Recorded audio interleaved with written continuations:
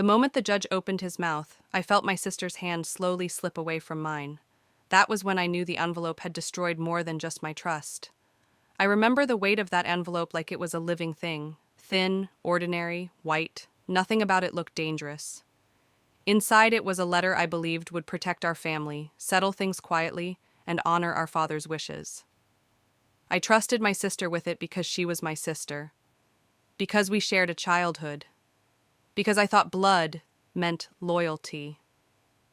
The courtroom smelled faintly of old paper and polished wood. The air felt heavy, like it was pressing down on my chest. I sat straight, hands folded, trying to breathe slowly. My sister sat beside me, calm, composed, her expression carefully neutral. She even gave me a small, reassuring smile. I held on to that smile longer than I should have. The judge cleared his throat and unfolded the letter. My heart thudded once, hard. This was supposed to be the end of weeks of stress. This was supposed to bring peace. I told myself that over and over as the judge began to read.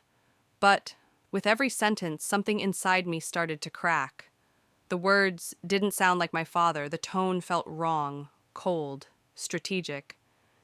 And then I heard my sister inhale sharply beside me, not in surprise, but in relief. That was my first real moment of fear.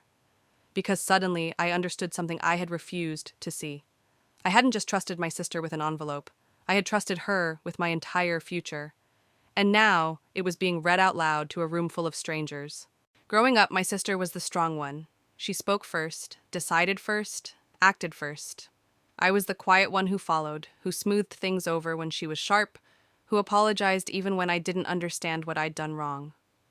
Our father used to say she had fire, and I had patience. He said that together we balanced each other. I believed that.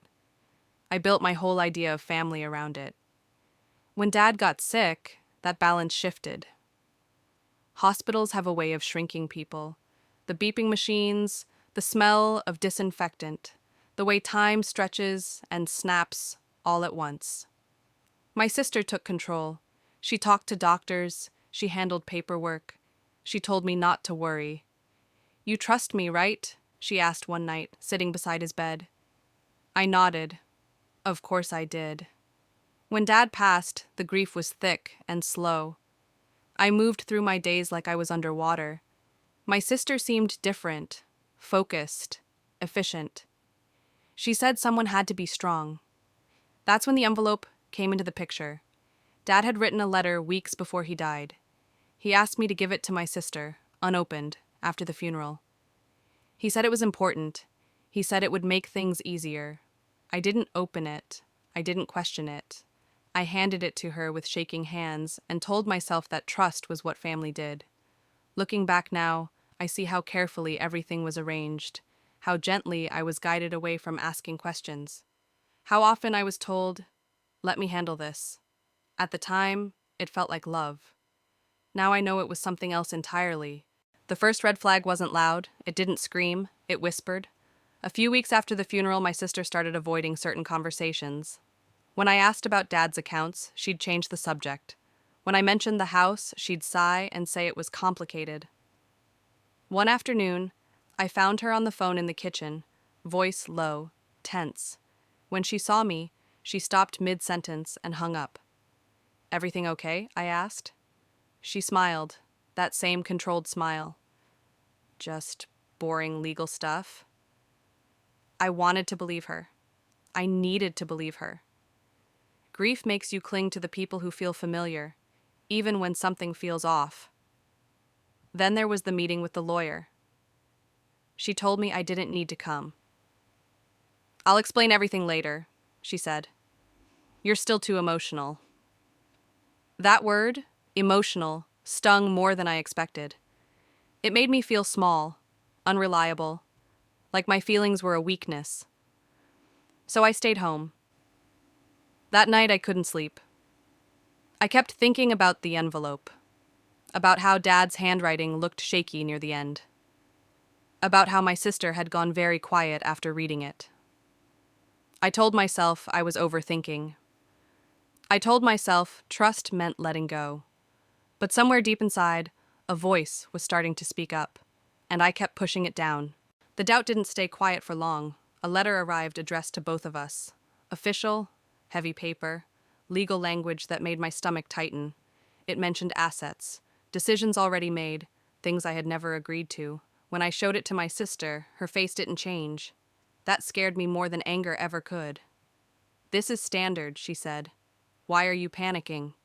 Because nothing felt standard anymore. I started replaying conversations in my head. Every time she brushed me off. Every time she spoke for both of us. I realized how often my role had been reduced to silence. I asked to see the letter Dad had written, the one from the envelope. She hesitated, just for a second, but it was enough. "Why now?" she asked.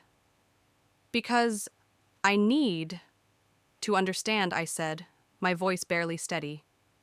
She told me it was with the lawyer, that it would come up in court anyway, that I was making things harder than they needed to be.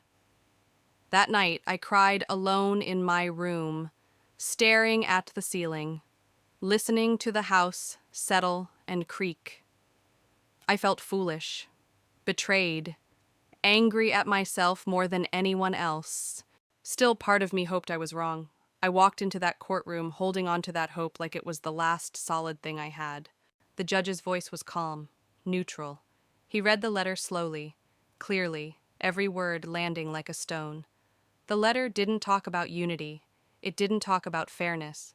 It spoke about responsibility and control. It stated decisions that favored one daughter. It justified them in a way that felt rehearsed, legal, distant. This wasn't my father's voice. My chest tightened as the realization hit me all at once. The letter had been altered, not rewritten completely, just enough. A phrase added here, a sentence shifted there, enough to change everything. The judge paused and looked up. "There are inconsistencies here," he said. My sister finally looked at me then. Her smile was gone. Her face was pale, eyes sharp, calculating. I felt cold spread through my body, not fear this time, but clarity. This hadn't been a mistake. This had been a plan. When the judge asked questions, my sister answered smoothly at first. Confident, practiced. But then the lawyer presented the original draft. Dad's handwriting, untouched, honest. The room went silent. My sister's breath caught. Her composure cracked, just slightly. Enough for everyone to see. I didn't feel satisfaction. I felt grief. A deep, aching sadness for the sister I thought I had. She tried to explain. She said she was protecting the family, that she deserved more, that she thought Dad would have wanted this. I listened quietly. For the first time in my life, I didn't rush to comfort her. I didn't soften my expression. I let the truth sit between us. The ruling came later. The altered letter was dismissed. The assets were divided fairly. But the real cost wasn't financial. My sister lost something she couldn't argue her way out of. Trust. Reputation. The image she had built so carefully. I walked out of that courtroom lighter than I had walked in. Not because I won, but because I finally chose myself. We don't talk anymore. Sometimes that still hurts. Sometimes it feels like relief. Both can be true. If there's one thing this experience taught me, it's that silence can be dangerous when it's forced. That trust without honesty is not loyalty. It's surrender. I used to think being patient meant being quiet. Being kind meant stepping back. Now I know better. That envelope didn't just reveal my sister's choices. It revealed my own. And I will never hand my voice away again.